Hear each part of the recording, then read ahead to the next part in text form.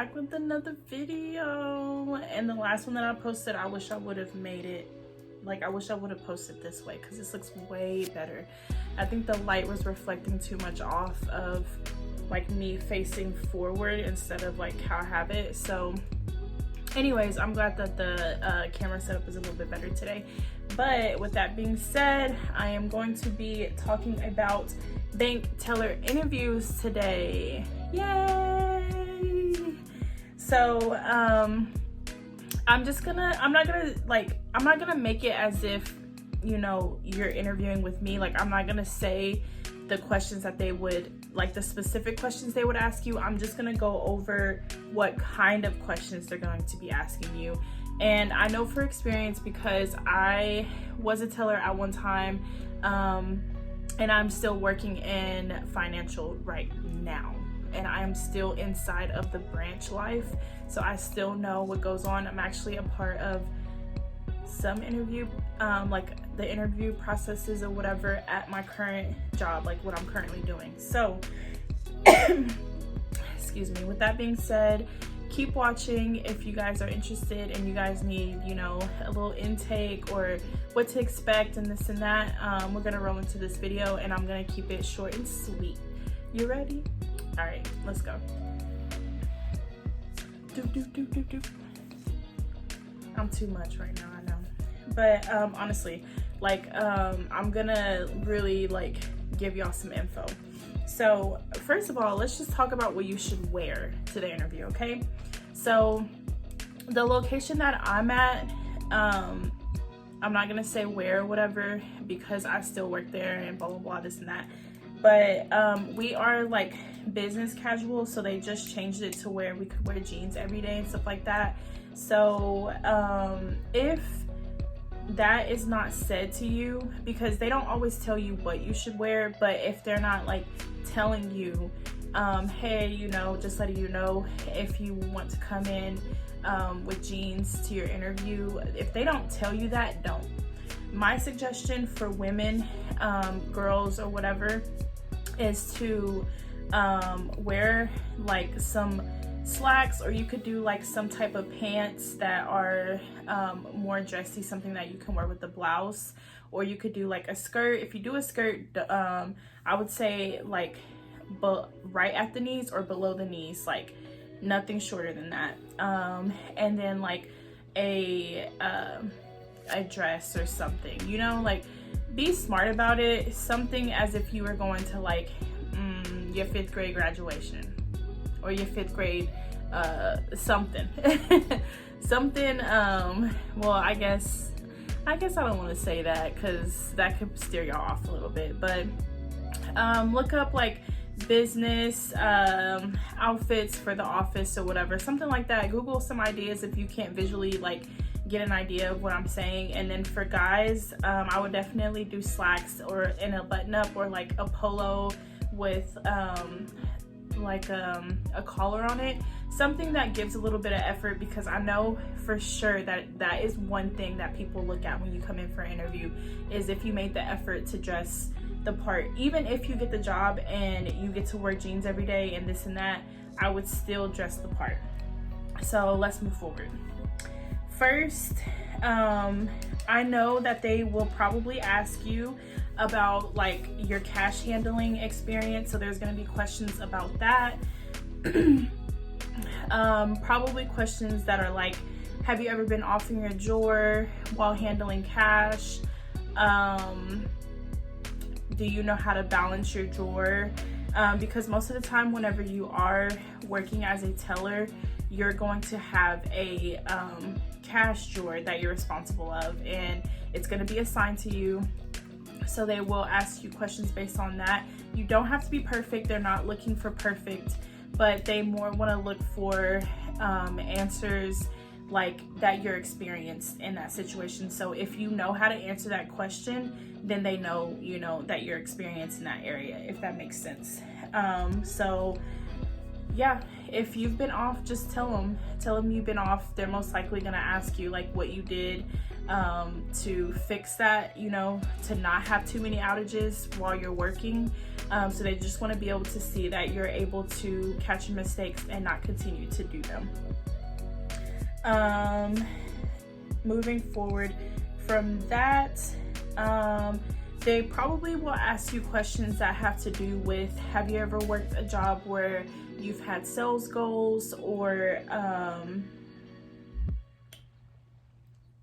like any type, have you ever had to do any selling? So what they mean by that, so that could also be like, because I know some of the qualifications that would qualify you to be a teller is that you worked in customer service before, and that you've done you've had cash handling. So if you've ever worked in like a retail job or something and you've had to sell something, as far as like when you're ringing people up, you have to tell them about the credit card that place offers, or the rewards program or something like that. That's what they're looking for. They just want to see if you've had experience with that, because you most likely will be having to offer products to your customers and stuff like that when you're doing their transactions.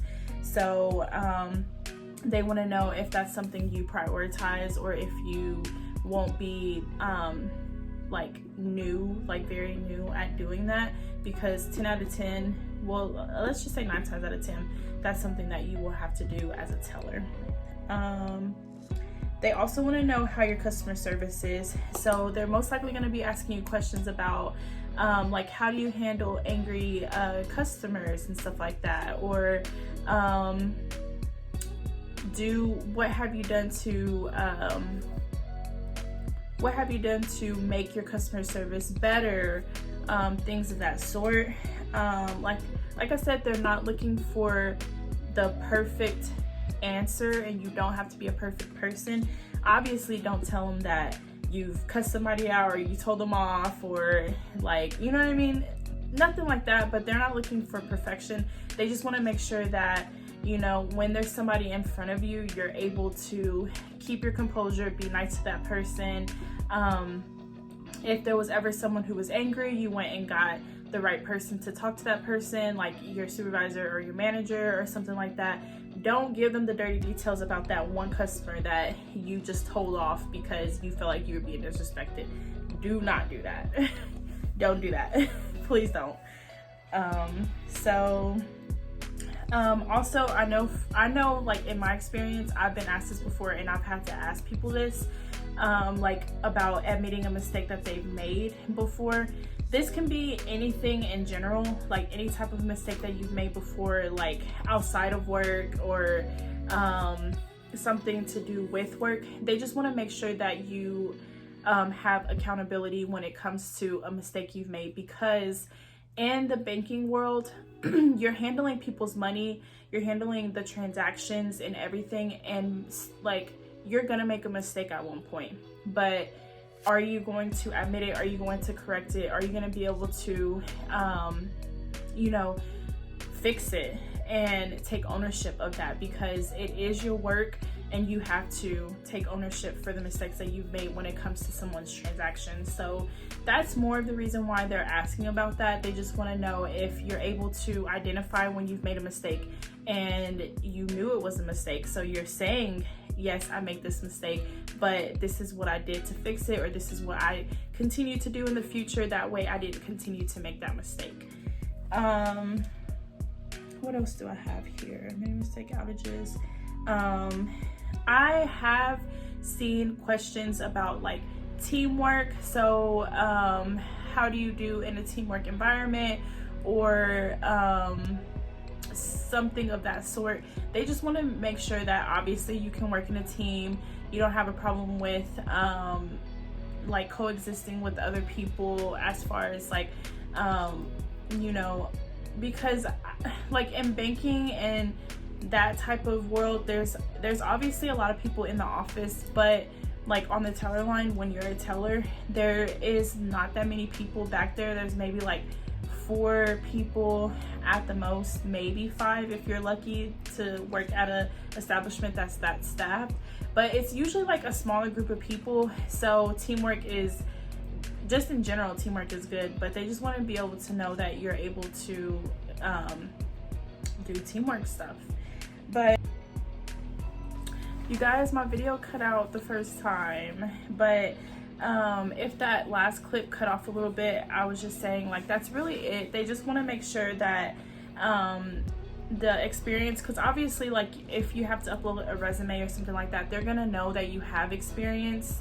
That's why they've called you, as far as like customer service, cash handling, and that sort.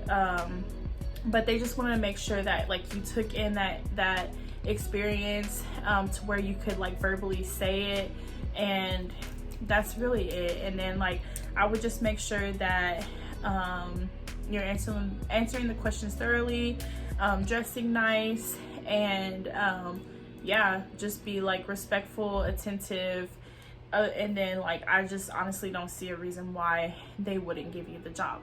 So I hope this video helped you out. Like I said, it's just short and sweet. It's not specific questions that they would ask you, but it's general information that I feel like would help you guys out. But if you guys like this video, go ahead and give it a like, comment, share, subscribe, and hopefully you guys like the returning subscribers like my new intro, because I did just work on that and I'm very excited about that. I will see you in the next video. Thank you and have a great one. Bye.